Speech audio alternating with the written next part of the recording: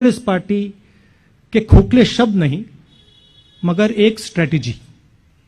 रोजगार हम आपको कैसे दिलवाएंगे, किस प्रकार हम आपको रोजगार दिलवाएंगे। यह नहीं कि हम आपको कह दें कि भाई हम आपको 10 लाख, 20 लाख, 30 लाख, 40 लाख रोजगार देंगे, मगर कैसे देंगे ये इस मैनिफेस्टो में हमने लिखा है। और ये मैनिफेस्टो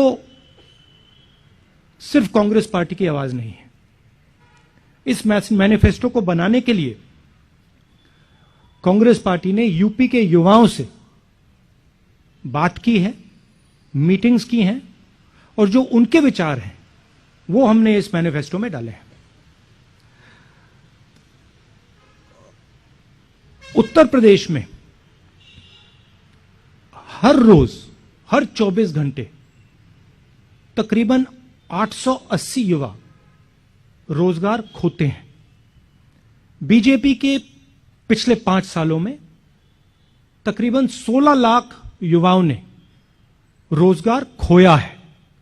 आपको याद होगा प्रधानमंत्री ने कहा कि हम आपको 2 करोड़ साल के रोजगार देंगे। सच्चाई पूरे देश को दिख रही है। क्यों हो रहा है? क्योंकि देश का पूरा धन 2-3 बड़े उद्योगपतियों के हाथ दिया जा रहा है। यूपी में चुनाव है और यूपी के युवाओं को एक नए विजन की जरूरत है। और कांग्रेस पार्टी, सिर्फ कांग्रेस पार्टी उत्तर प्रदेश को यह विजन दे सकती है। हम नफरत नहीं फैलाते हैं, हम लोगों को जोड़ने का काम करते हैं। और जो युवाओं में कॉन्फिडेंस है, जो युवाओं में शक्ति है, उस शक्ति के साथ हम एक नया उत्तर प्रदेश बनाना चाहते हैं। तो ये हमारा लक्ष्य है। मैं यूपी की टीम को, प्रियंका जी को, मोना जी को, लल्लू जी को और हमारे बाकी जो कार्यकर्ता हैं और जो नेता, उनको दिल से धन्यवाद करना चाहता हूं कि आप पूरे दम से लड़ाई लड़ रहे हैं, विचारधारा की लड़ाई लड़ रहे हैं और आप उत्तर प्रदेश की भविष्य की लड़ाई लड़ रहे हैं। धन्यवाद। बहुत बहुत शुक्रिया राहुल जी। मैं अनुरोध करूंगा प्रियंका जी से कि वो दृष्टि, वो सोच, वो रास्ता जो आपने गठित किया है उसकी चर्चा आपसे करेंगी। नमस्कार, आप सबका बहुत बहुत स्वागत। जैसे राहुल जी ने कहा, ये जो भर्ती विधान है, इसको बनाने के लिए हमारे नेताओं ने, हमारे कार्यकर्ताओं ने उत्तर प्रदेश के जिले में युवाओं से बात की, उनसे समझने की कोशिश की कि आपकी सबसे बड़ी समस्याएं क्या हैं, आपके दुख क्या हैं, किस तरह से हम आपके लिए एक उज्जवल भविष्य बना सकते हैं। उन्हीं चर्चाओं में से निकला हुआ जो सार था, जो मुद्दे थे, वो इस भर्ती विधान में है। इसे भर्ती विधान इसलिए कहलाया गया क्योंकि सबसे बड़ी समस्या भर्ती की ही है उत्तर प्रदेश में। जहां जहां हम गए हैं, जिन नौजवानों से बात की है, उनकी पीड़ा बाहर आई है। उन्होंने, वो दुखी हैं, त्रस्त हैं, क्वालिफाइड हैं, नौकरियां नहीं मिलती, बड़ी बड़ी घोषणाएं होती हैं, रोजगार नहीं दिए जाते। कोई कहता है 25 लाख नौकरियां दिलवाएंगे, कोई कहता है 20 लाख, लेकिन उनको कभी ये नहीं समझाया जाता कि ये कैसे होगा, किस तरह से ये रोजगार आपके लिए बनाए जाएंगे। हमारा ये प्रयास रहा है कि जो नौजवानों की समस्याएं हैं, वो सब इसी भर्ती विधान में उनको सुलझाने का एक हमने खाका तैयार किया है। तो इसमें जिस तरह से, मैं इसके कुछ डिटेल्स आपको अब दूंगी, जिस तरह से रोजगार की समस्या है, हम कह रहे हैं, कांग्रेस पार्टी ने घोषणा की है कि हम 20 लाख रोजगार दिलवाएंगे, जिसमें से 8 लाख रोजगार जो आरक्षण के प्रावधान है उनके तहत ही महिलाओं को भी मिलेंगे। अब ये कैसे मिलेंगे, ये हमने यहां कहा है। हमें मालूम है कि रोजगार के विषय में और खास तौर से भर्ती के विषय में जो परीक्षाएं होती हैं उनका जो तरीका है, जिस तरह से उनको किया जा रहा है, जितने घोटाले हैं, जिस तरह से पेपर लीक किए जाते हैं, जिस तरह से परीक्षा देने के बाद वो परीक्षा रद्द की जाती है, इससे बहुत ही पीड़ा है नौजवानों में। इसीलिए एक पूरा सेक्शन इस भर्ती विधान में हमने डेडिकेट किया है, इसलिए कि किस तरह से ये परीक्षाएं जो हैं, इनमें जो समस्याएं आ रही हैं, जो घोटाले होने, इनको दूर हम किस तरह से करेंगे। ऐसा जो टूट गया है नौजवानों का सरकार में और इस बात में कि उनको रोजगार मिलेगा, उसको हम किस तरह से अब दोबारा निभा पाए। इस विधान में भविष्य निर्माण के लिए कि अगर कोई युवा अपना बिजनेस शुरू करना चाहता है, छोटा मोटा काम करना चाहता है, उसका कोई हुनर है, उसको कैसे हम बढ़ावा दें, उसको कैसे हम मदद करें, उसका समर्थन कैसे करें, वो भी इसमें एक अलग सेक्शन में है। एक और सेक्शन है भागीदारी। आपको मालूम होगा कि कुछ सालों से उत्तर प्रदेश के विश्वविद्यालय में चुनाव नहीं होते और पूरी तरह से जो भागीदारी है युवाओं की, वो नहीं हो रही है। तो इन सब को बातों को एड्रेस करते हुए ये सेक्शन है। और एक आखिरी सेक्शन है जिसमें भलाई की बात की है, जिसमें हमने जो नौजवानों की स्वास्थ्य की समस्याएं हैं और जो रिक्रिएशन की समस्याएं हैं, उनको हमने एड्रेस किया है। इनके कुछ डिटेल मैं आपको देना चाह रही हूं। उत्तर प्रदेश में 7 करोड़ युवाओं की आकांक्षाओं का ये दस्तावेज है। इसमें हमने जैसे कहा कि 20 लाख सरकारी नौकरियां आरक्षण प्रावधानों का पालन करते हुए हम दिलवाएंगे।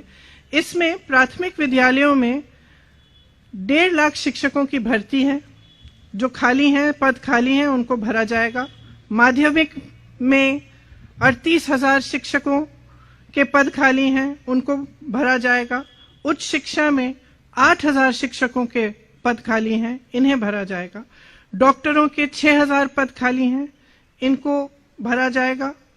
पुलिस विभाग में 1 लाख पद रिक्त हैं, इन्हें भी भरा जाएगा। 20,000 आंगनवाड़ी कार्यकर्ताओं को और 27,000 आंगनवाड़ी सहायिकाओं को भी यहाँ पे नियुक्त हो सकती हैं, इनके भी पद खाली हैं जो हम भरेंगे। संस्कृत विद्यालयों में 2,000 शिक्षकों की भर्ती कराई जाएगी। रुकी हुई जो भर्तियां हैं, 32,000 फिजिकल एजुकेशन की जो शिक्षक हैं उनकी भर्ती, 4,000 उर्दू के शिक्षक, 12,460 शिक्षक भर्ती जो पूरी नहीं की गई हैं, इन्हें पूरा किया जाएगा। इसके साथ साथ जो 1 प्रोडक्ट 1 डिस्ट्रिक्ट की पॉलिसी है, उसको रिलैक्स करके जहां जहां हुनर है, जहां जहां 100 से ज्यादा एक ही इंडस्ट्री की यूनिट्स हैं, वहां पे उसे एक क्लस्टर डिक्लेयर किया जाएगा, जिसमें पूरी सुविधाएं और जितने भी साधन संसाधन हैं वो दिए जाएंगे ताकि उनका बढ़ावा हो। इसमें खास तौर से हम युवाओं पे फोकस करेंगे। भर्ती प्रक्रिया में जो भरोसा टूटा है नौजवानों का, उसको एक बार फिर जागरूक करने के लिए जो प्रतियोगी परीक्षाएं हैं, उनके फॉर्म भरने की जो फीस है वो कहीं भी नहीं लगेंगे, तो फीस पूरी तरह से माफ होंगी। परीक्षा देने के लिए जब बस ट्रेन से यात्रा करनी पड़ेगी, वो भी मुफ्त होगी। एक जॉब कैलेंडर बनाया जाएगा, ये बहुत महत्वपूर्ण चीज है, क्योंकि जो जैसे मैंने कहा एक बहुत बड़ी समस्या है कि जब परीक्षाएं देते हैं तो साल भर के लिए रिजल्ट नहीं आता, उसका कट ऑफ चेंज हो जाता है परीक्षा देने के बाद, या फिर पेपर लीक होता है तो पूरी परीक्षा ही रद्द कर दी जाती है। तो इन समस्याओं को सुलझाने के लिए एक जॉब कैलेंडर बनाया जाएगा, जिसमें परीक्षा की तारीख, इंटरव्यू की तारीख, रिजल्ट की तारीख, नियुक्ति की तारीख पहले से दर्ज की जाएगी। इसका कड़ाई से पालन करवाएंगे और इसके उल्लंघन पर जुर्माना किया जाएगा। पेपर लीक को रोका जाएगा, किस तरह से सरकारी जगहों पर पेपर की छपाई होगी, लीक की स्थिति में कड़ी सजा होगी। तो इसके अलावा भी बहुत ऐसे हमने मुद्दे इस विधान में लिखवाए हैं और हम उनको पूरा करेंगे। जिस तरह से आज जो पेपरों में इतना घोटाला हो रहा है परीक्षाओं में, इसको बंद करने के लिए हम पूरी तरह से अपना प्रयास करेंगे। जो आरक्षण का घोटाला है, जो 69,000 शिक्षक भर्ती का है, उस तरह के घोटालों को रोकने के लिए, आरक्षण को सही से लागू कराने के लिए हर भर्ती के लिए सामाजिक न्याय पर्यवेक्षक और नियमों की अनदेखी पर कड़ी सजा होगी। भविष्य के निर्माण के लिए अच्छी शिक्षा बहुत ही जरूरी होती है। आपको शायद मालूम होगा कि उत्तर प्रदेश सरकार ने शिक्षा की जो बजट है वो कम की है। हम चाहते हैं कि उसको बढ़ाया जाए, और अगर हमारी सरकार आएगी तो उसे बढ़ाया जाएगा। ये अच्छे रोजगार के लिए, एक मजबूत भविष्य के लिए एक पहली सीढ़ी है। इसीलिए जो विश्वविद्यालय हैं और कॉलेज हैं, उन सब में libraries, free wifi, lab, hostel, mess, इन सब सुविधाओं को अपग्रेड किया जाएगा। विश्वविद्यालयों और कॉलेज में रोजगार से सीधी जुड़ी प्लेसमेंट सेल होगी, जो एडवांस में होगी। इसी तरह से जब हमने भागीदारी की बात की, तो लोकतंत्र की बहाली और एक इंक्लूसिव प्रक्रिया कराने के लिए सभी कॉलेज और विश्वविद्यालय में छात्रावास चुनाव की बहाली होगी। दलित, ओबीसी, आदिवासी और ईडब्ल्यूएस के लिए प्री और पोस्ट मैट्रिक स्कॉलरशिप समय पर मिले, इसके लिए हमारा पूरा प्रयास होगा। उनका दायरा भी बढ़ाया जाएगा और राशि भी बढ़ाई जाने की हम पूरा प्रयास करेंगे। इस सुविधा के लिए एक सिंगल विंडो स्कॉलरशिप पोर्टल खोला जाएगा, जिसके तहत अप्लाई करना भी आसान होगा और स्कॉलरशिप की में ट्रांसपेरेंसी भी आएगी। सफाई कर्मियों के परिवार के युवाओं को प्रशिक्षण के लिए और रोजगार के लिए नए अवसर निकाले जाएंगे। अति पिछड़े समूह और नदी पर निर्भर वर्गों, खासतौर से निषादों, मल्लाहों, इन वर्गों के लिए मत्स्य पालन, नौका व्यवसाय, वाटर स्पोर्ट्स के संबंधित व्यवसायों के लिए विश्व स्तरीय संस्थान बनाई जाएगी। ये क्यों? क्योंकि जब हम उनसे मिले तो उन्होंने हमको बताया कि जैसे क्रूज शिप्स आ रही हैं, बहुत आधुनिक टाइप्स की जो नदियों पे जो व्यापार हो रहे हैं, उनमें उनकी भागीदारी एकदम खत्म हो गई है, वो कर नहीं पा रहे हैं। तो हमने सोचा कि एक ऐसी संस्थान जिनमें उनको पूरी प्रशिक्षण मिले, उनको इसकी ट्रेनिंग मिले कि किस तरह से वो खुद इन व्यापारों में शामिल हो पाए, इसलिए हमने ये सोचा है। अति पिछड़े समूह को व्यवसाय शुरू करने के लिए 1% की ब्याज पर 5 लाख तक का ऋण मिलेगा। इसके साथ साथ ये कुछ अहम मुद्दे हैं, पूरा डिटेल तो आपको विधान में ही मिलेगा। इसके साथ साथ जो नौजवानों की मानसिक भलाई है और शारीरिक खुशहाली है, उसके लिए हम कुछ करना चाहते हैं। उत्तर प्रदेश में शायद आपको मालूम नहीं होगा, लेकिन नशीले पदार्थों का इस्तेमाल युवकों में बहुत ज्यादा बढ़ गया है। उसके समाधान के लिए, उनकी मदद के लिए हम एक ऐसा संस्थान बनाना चाहते हैं जो इसका सेंटर लखनऊ में होगा, जो पूरी तरह से काउंसलिंग, ड्रग एडिक्शन के लिए ये सारी काउंसलिंग का काम करेंगे।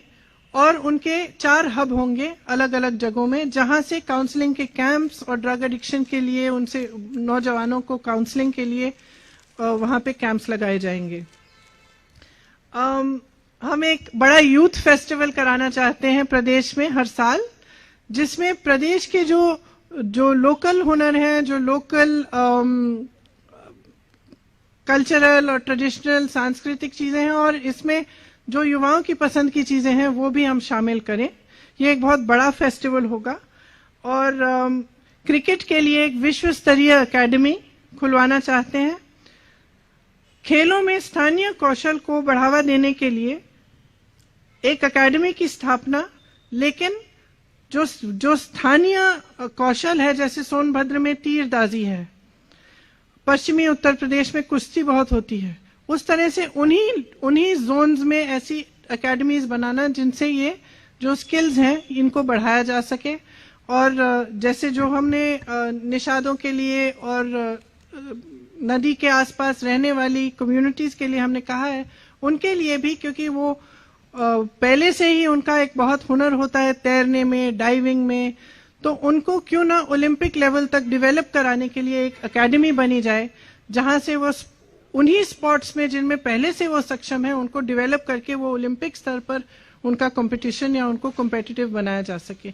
ये सब बातें हैं इस भर्ती विधान में, लेकिन इसके अलावा बहुत और बातें हैं।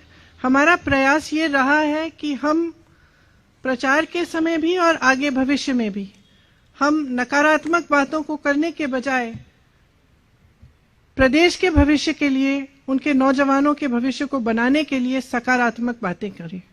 हमने जो खाका तैयार किया है ये एक कमिटमेंट है जिसे हम पूरा करेंगे।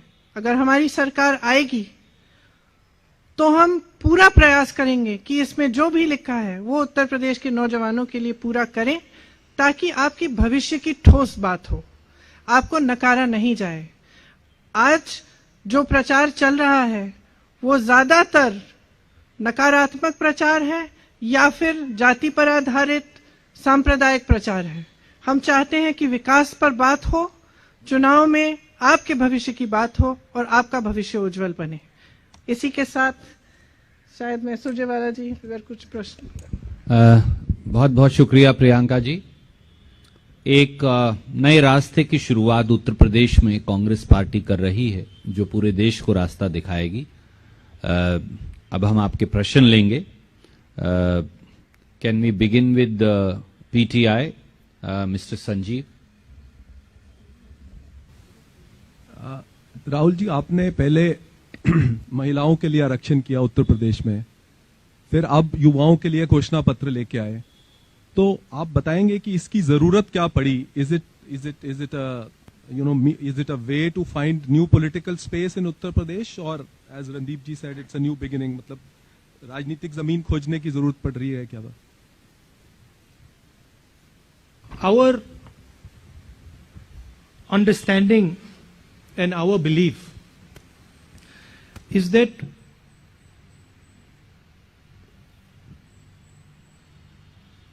India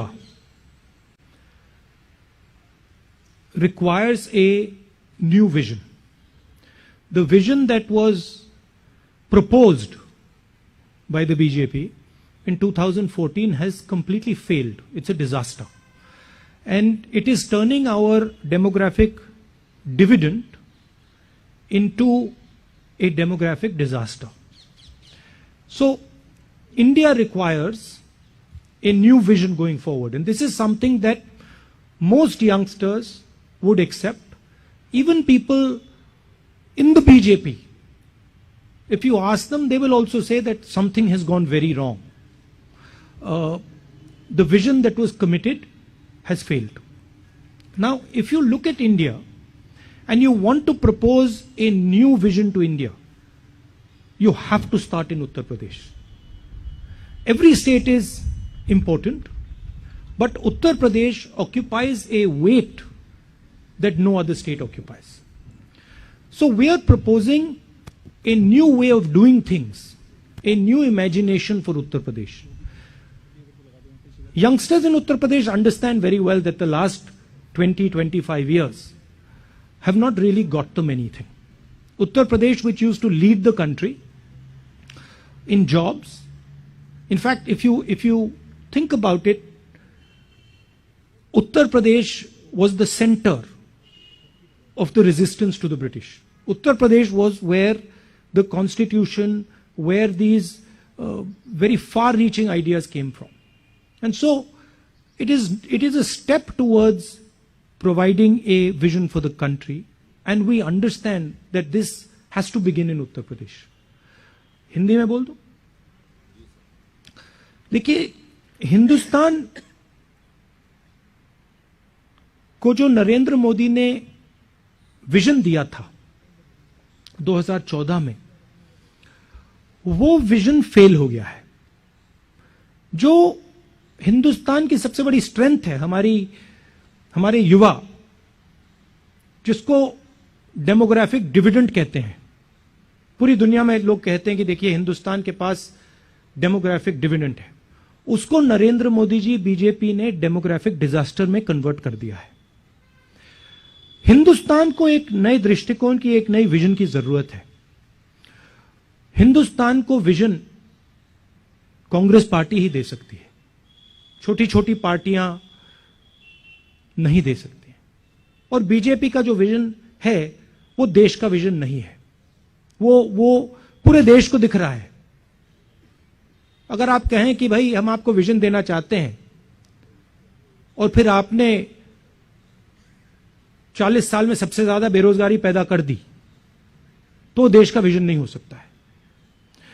तो हम इस बात को एक्सेप्ट करते हैं कि हिंदुस्तान को एक नए दृष्टिकोण, एक नए विजन की जरूरत है, और शुरुआत उत्तर प्रदेश से होती है। और अगर उत्तर प्रदेश को एक नया विजन नहीं दिया गया तो हिंदुस्तान को एक नया विजन नहीं दिया जा सकता है। इसीलिए हमने पूरी कोशिश की है कि हम उत्तर प्रदेश के युवाओं को एक नया रास्ता, एक नई स्ट्रैटेजी दें। यह हमारा लक्ष्य। धन्यवाद। Thank you, sir. Can we go to ANI, Mr. Siddharth?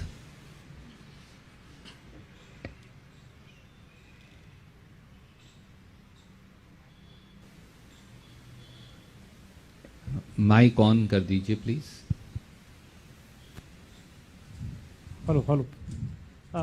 नमस्कार मैम, मेरा सवाल आपसे ये है कि आपने रोजगार के वादे की बहुत सारी भरमार यहाँ रखी है, रिसर्च आपने बहुत करी, लेकिन अगर नीति आयोग की रिपोर्ट के ऊपर जाएं तो उत्तर प्रदेश गरीब राज्यों में तीसरे नंबर पर आता है, और प्रायोरिटीज उत्तर प्रदेश के अंदर और भी बहुत हैं, किसानों की है और सब बात है। तो कैसे आप लोग पैसा इकट्ठा कर पाएंगे, कैसे इस चीज को मीट कर पाएंगे? देखिए आपने कहा कि हमने बहुत रिसर्च किया है, और 20 लाख में से, जब हम 20 लाख नौकरियां कह रहे हैं, 20 लाख में से 12 लाख नौकरियों के लिए सरकार के लिए पद हैं और पैसे भी हैं, उन्होंने वो पद खाली रखे हुए हैं। उसमें से जो 8 लाख नौकरियां हैं वो हम स्किल पे बेस्ड और एंटरप्रेन्योरियल तरह से, किस तरह से हम बढ़ावा देके वो रोजगार क्रिएट करेंगे, उसका भी पूरा रिसर्च है और हमने पूरी तरह से उसमें ये स्पेल आउट किया है। तो हम कोई भी खोखला वादा नहीं कर रहे हैं। इसके लिए सरकार के पास खूब पैसा है।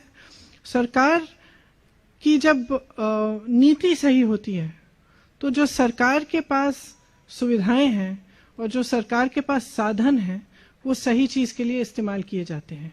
आज उत्तर प्रदेश में असलियत ये है कि अगर आप विज्ञापन देखेंगे और आप देखेंगे कि योगी जी अपना विज्ञापन कितना करते हैं, चाहे दिल्ली में चाहे उत्तर प्रदेश में, शायद ही उसकी जो बजट है कुछ और चीजों से ज्यादा है जिसमें हमारा ध्यान होना चाहिए।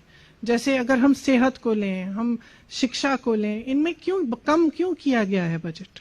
क्योंकि आपका ध्यान कहीं और है और आप उस वजह से आपके पास सुविधाएं नहीं है, आपके पास, आप कहते हैं कि पैसा नहीं है, साधन नहीं है कंप्लीट करने का। एक्चुअली सच्चाई है कि है, आप करना नहीं चाहते। तो हम कांग्रेस पार्टी में ये कह रहे हैं कि हम करना चाहते हैं, हमारी सरकार आएगी तो सही चीजों पे फोकस होगा, और जो सरकार के पास फंड्स हैं, जो सरकार के पास साधन है, वो पूरी तरह से रोजगार देने में, किसानों की मदद में, लोगों की शिक्षा में, सेहत में लगाई जाएंगी। Thank you, ma'am. Can we go to the third agency, Anjali from UNI?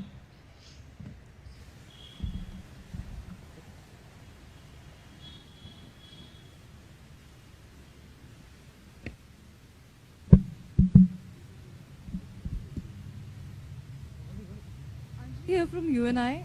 Can you hear?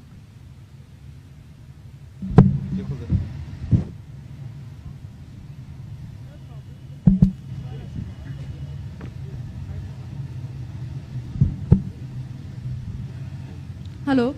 Yeah. Ma'am, my question is, right now you all talked about a new vision for Uttar Pradesh, a new vision for the country. The kind of situation that is arising in the polls, everyone is looking at Uttar Pradesh with very keen interest what is going to happen, because somewhere everyone is expecting it will also show us what will happen in the next Lok Sabha elections. So my question here is to give this new vision, to bring this new vision, as Mr. Rahul Gandhi just said that smaller parties cannot bring this vision. Congress has to be there. So in case after the polls there's a hung assembly in Uttar Pradesh or whatever. Can you speak a little louder? Yeah. Sorry, because of the traffic, the noise. Yeah. My question is that in a post-poll scenario, would you look at tying up with other opposition parties if there's an opportunity so that this vision that you're talking about can be brought into reality?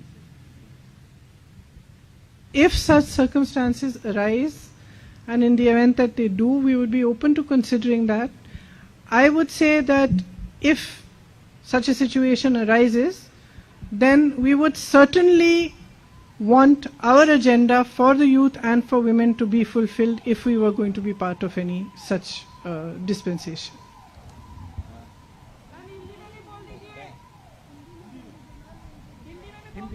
ठीक है।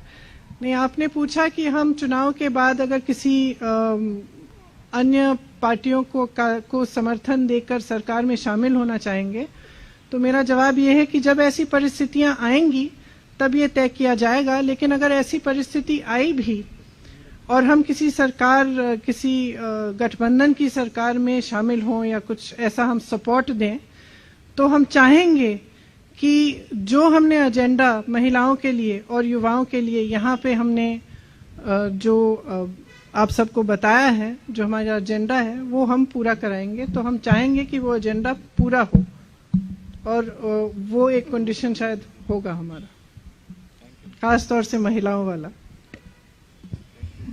Thank you ma'am. Can we go to Dainik Jagran, mister Sanjay Mishra. Priyanka ji, Uttar Pradesh में नौकरी पाना वाकई इस समय बहुत मुश्किल है, खास करके कई बार पेपर लीक हो जाते हैं, परीक्षा रद्द हो जाती है। आपने बताया कि अभी विधान लॉन्च किया है, तो क्या आप लोगों ने ये पहले किसी कांग्रेस शासित राज्य में प्रयोग करना मुनासिब नहीं समझा, ताकि एक और आप यूपी को दिखा सकते थे कि हम एक करके एक साक्ष्य दिखा सकते थे। दूसरा सवाल इसी से आप ही से जुड़ा है। आपने, राहुल जी ने कहा कि यूपी एक नई दृष्टि देगी और नया आयाम लेंगे, तो क्या प्रियंका जी नया आयाम देने के लिए नेतृत्व भी नया होना चाहिए? तो दो लोग जो सत्ता के वहां दावेदार हैं वो चुनाव लड़ रहे हैं, तो आप नया आयाम देने के लिए क्या चुनाव लड़ेंगी यूपी में अभी, और कहां से लड़ेंगी? अगर ये तय होगा और जब तय होगा तो आपको पता चल जाएगा। अभी तक ये हमने तय नहीं किया है। आपने जो कांग्रेस के प्रदेशों में के बारे में आपने जो मुद्दा उठाया, अगर आप कांग्रेस के प्रदेश के रिकॉर्ड देखेंगे तो आप उत्तर प्रदेश से कहीं बेहतर हैं रोजगार में, और ये प्रयास किए गए हैं कांग्रेस के प्रदेशों में। और कई ऐसी चीजें हैं जो हमने भी अपने विधान में, चाहे वो युवा विधान हो, भर्ती विधान हो, चाहे वो शक्ति विधान हो महिलाओं के लिए, कई ऐसी चीजें हैं जिनकी प्रेरणा हमारे अपने प्रदेशों से आई है। तो हमने ये प्रयास किए हैं, इसीलिए हम ठोस तरह से कह सकते हैं कि हम ये उत्तर प्रदेश में लागू कर पाएंगे। और इसके अलावा जो यूपीए की सरकारें नहीं हैं, इनका जो रोजगार का रिकॉर्ड है वो कहीं बेहतर था ये भाजपा की सरकार से। तो हम अनुभव, जो हमारे पार्टी में अनुभव है, उसको ही लेकर हम आगे बढ़ रहे हैं, और उन्हीं से हम प्रेरणा लेकर हमने ये विधान बनाए हैं। Thank you ma'am. Can I just say something? Yes sir. देखिए, रोजगार की बात पर, रोजगार कहां से पैदा होता है, कैसे बनता है, दो एरियाज होते हैं। एक होता है सरकारी नौकरियां, दूसरा होता है प्राइवेट सेक्टर। सरकारी नौकरियों के बारे में आप किसी भी कांग्रेस के स्टेट को देख लीजिए, और जनरली आपको दिखेगा कि हम ज्यादा से ज्यादा नौकरियां कमिट करते हैं और दिलवाते हैं। और दूसरी बात, जो प्राइवेट की बात हुई, रोजगार स्मॉल और मीडियम बिजनेसेस से आता है, रोजगार बड़े बड़े बिजनेसेस से कम आता है। बीजेपी की स्ट्रेटेजी, और आप ये किसी भी दुकानदार से पूछ लीजिए, किसी भी ज्वेलर से पूछ लीजिए, किसी भी छोटे व्यापारी से पूछ लीजिए, बीजेपी की स्ट्रेटेजी छोटे व्यापारी को खत्म करने की है। डिमोनेटाइजेशन, गलत जीएसटी, कोरोना के समय उनके सब एक्शंस, मजदूरों के साथ उन्होंने जो कोरोना में किया, इन सब एक्शंस का लक्ष्य स्मॉल एंड मीडियम बिजनेस की रीढ़ की हड्डी को तोड़ने का है और हिंदुस्तान को 5-10 मोनोपोलिस्ट के हवाले कर देने का है। कांग्रेस पार्टी ये नहीं करती है। कांग्रेस पार्टी बैलेंस करके आगे बढ़ती है। हम छोटे व्यापारियों को, स्मॉल मीडियम बिजनेसेस की रक्षा करते हैं, उनके लिए इंसेंटिव्स क्रिएट करते हैं और उनसे रोजगार पैदा करते हैं, और जो लार्ज बिजनेसेस हैं उनकी भी हम मदद करते हैं। अब मैं यूपी का आपको उदाहरण देना चाहता हूं जो इनके मैनिफेस्टो में है। यहां पे अलग अलग क्लस्टर्स हैं। आगरा, मिर्जापुर में कालीन, मुरादाबाद में ब्रास वर्क्स, कांच का फिरोजाबाद में, लखनऊ में आम, ये क्लस्टर्स हैं। ये उत्तर प्रदेश का धन है। आम को प्रोसेस करने के लिए बीजेपी की सरकार ने क्या किया? जीरो। ब्रासवेयर को डेवलप करने के लिए बीजेपी की सरकार ने क्या किया? जीरो। ये सब क्लस्टर्स को आप देख लीजिए। ये यूपी की शक्ति है। हम इन क्लस्टर्स को अनलॉक करना चाहते हैं। हम इन क्लस्टर्स में जो छोटे व्यापारी हैं, स्मॉल मीडियम इंडस्ट्री है, उनकी मदद करना चाहते हैं और इन क्लस्टर्स के थ्रू हम यूपी को रोजगार दिलवाना चाहते हैं। बीजेपी ये काम कर नहीं सकती है और करना नहीं चाहती। बीजेपी 2-3 उद्योगपतियों को बड़े बड़े कॉन्ट्रैक्ट्स पकड़ाना चाहती है। यह फर्क है। तो आपने कहा कि हमारे स्टेट्स से हमने कौन से उदाहरण लिए हैं। प्रियंका जी ने आपको समझाया कि हमने अलग अलग उदाहरण अलग अलग स्टेट से लिए, मगर मैं आपको कह रहा हूं कि अगर आपकी सेंट्रल स्ट्रेटजी, आपकी नीयत ही गलत है, तो आप रोजगार पैदा ही नहीं कर सकते हो। और अगर आप आज देखें कि 14 करोड़ हिंदुस्तान के युवाओं ने रोजगार खोया है, इसका कारण डिमोनेटाइजेशन, गलत जीएसटी और कोरोना के समय जो सरकार ने एक्शंस लिए वो है। और कांग्रेस पार्टी इस तरीके का काम कभी नहीं कर सकती। Thank you. Thank you sir. Ashish from ABP. Thank you Randeep ji. Good afternoon ma'am. Good afternoon sir. मेरा सवाल आप दोनों से ही है, राहुल जी और प्रियंका जी। घोषणा में आपने अपने इस घोषणा पत्र में बड़े बड़े वादे किए हैं। कांग्रेस का ये कमिटमेंट, राहुल जी, जो बातें आप अभी कर रहे थे, ये हमेशा से रहा है, रहा होगा भी। इसके बावजूद 32 साल से सर वहां पर आप सरकार में नहीं हैं। संगठन को भी कमजोर माना जाता है। फिर भी प्रियंका जी के नेतृत्व में बड़े बड़े दावे किए जा रहे हैं। मेरा सवाल ये है कि ये आपका कमिटमेंट है या अपनी रेलेवेंस ढूंढने की कोशिश है?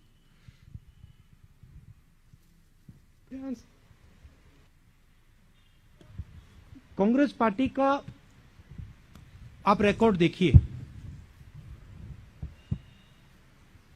किसी भी स्टेट में देखिए, नेशनल लेवल पे देखिए, जो यूपीए के समय इकोनॉमी की हालत थी, जो रोजगार की सिचुएशन थी, उसको आप कंपेयर कीजिए। एनडीए बीजेपी की सरकार से आप कंपेयर कीजिए। जो कांग्रेस पार्टी ने उत्तर प्रदेश के लिए किया था उसको आप स्टडी कीजिए। जब हम दिल्ली में थे तब जो हमने उत्तर प्रदेश के लिए किया था उसको आप स्टडी कीजिए। तो हम यूपी को एक रास्ता दिखा रहे हैं। यूपी से हम एक प्रकार से बातचीत, यूपी के युवाओं के साथ हम बातचीत करके मिलकर एक विजन बना रहे हैं। ये हमारा कमिटमेंट भी है और ये इससे हमें रेलेवेंस भी मिलेगी और मिलती है। Thank you sir. Priyanka ji has told me that we need to go back to more women journalists, so I'm going to go to Vijay Lakshmi. She is sitting right at the back and has been raising her hand.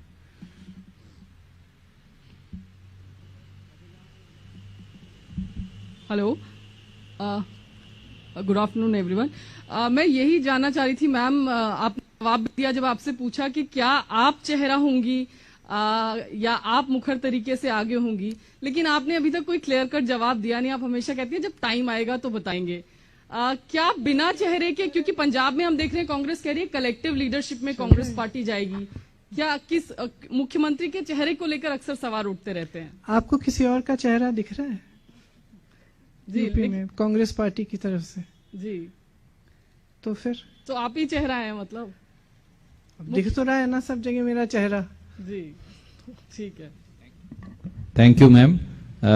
Can we go to Mohit Dubey from News Nation?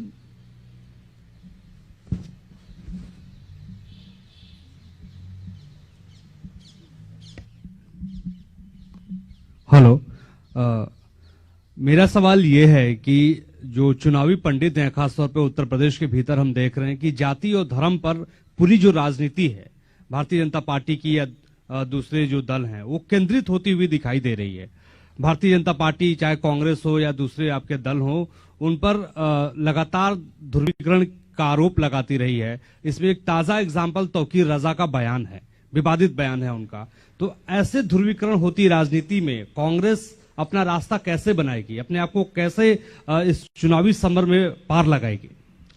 मैं बार बार कह रही हूं कि हमारी विचारधारा अलग है और हमारी विचारधारा ये है कि हमें प्रगति के लिए, हमें भविष्य के लिए, हमें जनता को मजबूत बनाने के लिए क्या काम करना है इसकी बात करें। तो हम इस ध्रुवीकरण में शामिल नहीं हैं। अगर किसी ने कोई बयान दे दिया तो वो कांग्रेस पार्टी में तो है नहीं, अब वो जो मर्जी वो बयान देना चाहे वो देंगे, उसकी हम जिम्मेदारी हम नहीं ले सकते। लेकिन जहां तक चुनाव की बात है, जो आप कह रहे हैं कि जाति के आधार पर और सांप्रदायिक आधार पर ध्रुवीकरण है, मैं समझती हूँ कि इस देश के लिए बहुत ही ज्यादा जरूरी है कि जनता जागरूक बनना शुरू करे हो। और जनता को समझना पड़ेगा कि जब तक वो जवाबदेही नहीं मांगेंगे, जब तक वो ये नहीं कहेंगे कि हमें ये राजनीति नहीं चाहिए, हमें अपने विकास की राजनीति चाहिए, हम जानना चाहते हैं कि आप हमारे यहाँ नल क्यों नहीं लगा रहे हैं, हमारे मोहल्ले में सड़क क्यों नहीं है, हमारे गांव में पाठशाला क्यों नहीं चल रहा है, हमारे बच्चों को रोजगार क्यों नहीं मिल रहा है, हमारी सेहत की क्या सुविधाएं हैं। जब तक आप जवाबदेही नहीं मांगेंगे तब तक कोई नेता जवाबदेह बनेगा नहीं। तो मैं बार बार ये कहती हूँ, जनता को जागरूक होना ही पड़ेगा। ये जो जातिवाद है और जो सांप्रदायिकता है, इससे आपका पेट नहीं भरने वाला। इससे सिर्फ और सिर्फ कुछ राजनीतिक दलों का फायदा होगा जो आपको गुमराह करना चाहते हैं, जो जानते हैं कि चुनाव के सामने आपके पास आएंगे और सिर्फ जाति के आधार पर, धर्म के आधार पर उनको वोट मिल जाएगा। आप नेता हैं, आपको मालूम है कि 5 साल बाद आप उस मोहल्ले में जाएंगे, आपको तो वोट मिलना है। तो फिर आप उसका नल क्यों लगवाएंगे, उसकी सड़क क्यों बनवाएंगे, उसकी पाठशाला क्यों बनवाएंगे, उसके लिए कुछ करेंगे क्यों, जब आपको मालूम है, ये निश्चित है कि आपको वोट मिलने वाला है जाति के आधार पर या फिर धर्म के आधार पर। तो मैं कह रही हूं कि ये सब चीजें ठीक हैं, लेकिन जब चुनाव की बात होती है, जब सरकार बनाने की बात होती है, तब जवाबदेही मांगिए और विकास पर आधारित अपना वोट दीजिए। बार बार कह रही हूँ, यही हमारा पिच है। हम सब जगह जाकर यही बात कर रहे हैं और लोग सुनते भी हैं, मानते भी हैं कि ये सही बात है। अब बदलाव लाएंगे कि नहीं, ये तो जनता के हाथों में। Thank you ma'am. Can we go to news 18 UP, Ravi Sisodia.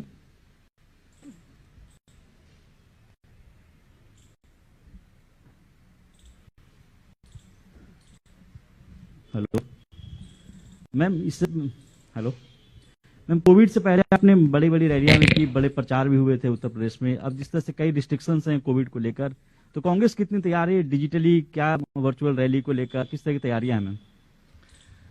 हमने जो अपना डोर टू डोर कैंपेन था उसको काफी हद तक काफी ज्यादा बढ़ा दिया है। उसके अलावा जो हम टाउन हॉल्स वगैरह कर रहे थे, जो फिजिकल थे, अब वो वर्चुअल हो गए हैं और शायद शुरू भी हो गए हैं, ऑनलाइन आ गए हैं, फेसबुक पे लाइव होते हैं, फेसबुक लाइव्स कर रहे हैं। तो हमने जितना हम ऑनलाइन कर सकते हैं उसका प्रयास हम कर रहे हैं और डोर टू डोर पर ज्यादा ध्यान दे रहे हैं। Can we go to Bharat Samachar UP, mister Ravi Saraf. Hello Priyanka ji, आपने पहले महिलाओं की बात की और 40% टिकट भी दिया। इस बात का आपको अंदाजा है या फिर डर है कि महिला प्रत्याशी जो कांग्रेस पार्टी की जिसको आपने टिकट दिया है वो हार सकती है या फिर कांग्रेस पार्टी को बड़ा एक नुकसान उत्तर प्रदेश से उठाना पड़ सकता है? नहीं, बिल्कुल नहीं, कोई डर नहीं है। महिलाओं को सशक्त करने के लिए एक पहला कदम है और जैसा भी परफॉर्म करें वो सशक्त होंगी इस कदम से। और ये एक ऐसा कदम है जो मेरे ख्याल से अंत में हर प्रदेश में अंत में मानना पड़ेगा कि 40% कम से कम महिलाओं की भागीदारी होनी चाहिए, क्योंकि महिला जो है 50% है आबादी की। आप पूरी तरह से राजनीति में नकारी गई है, तो उसका हक है कि उसको नकारा न जाए और उसको सशक्त करना हमारा कर्तव्य है।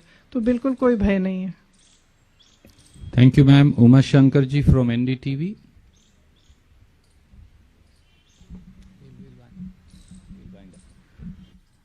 प्रियंका, आप यूपी के जरिए, प्रियंका और राहुल आप दोनों यूपी के जरिए देश और प्रदेश बदलने की बात कर रहे हैं, लेकिन जो युवाओं को, खासतौर पे महिलाओं को जो तरजीह आपने यूपी में दिया है, बाकी के चुनावी राज्यों में वो तरजीह क्यों नहीं? खासतौर पे उत्तराखंड हो या पंजाब हो, वहां पे महिलाओं पे इस तरह का फोकस आपका क्यों नहीं है? मैं यूपी की प्रभारी हूँ। मैंने यहाँ पे एक पहल की है।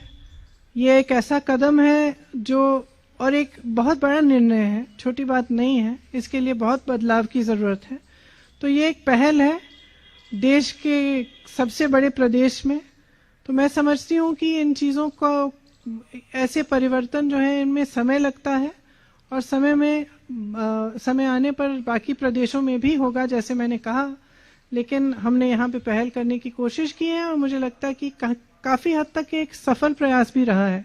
क्योंकि अगर आप देखें, जबकि महिलाओं की कोई बात ही नहीं हो रही थी, सबसे बड़ा फ्लैगशिप आपका जो प्रोग्राम था महिलाओं के लिए भाजपा सरकार का था कि एक गैस सिलेंडर दे दीजिए 1 साल में, और महिलाओं को हमने निपट लिया है। अब ये कोई भी राजनीतिक दल नहीं कह सकता। अब आपने देखा है कि क्योंकि हमने ये पहल की, चाहे समाजवादी पार्टी हो, चाहे भाजपा हो, चाहे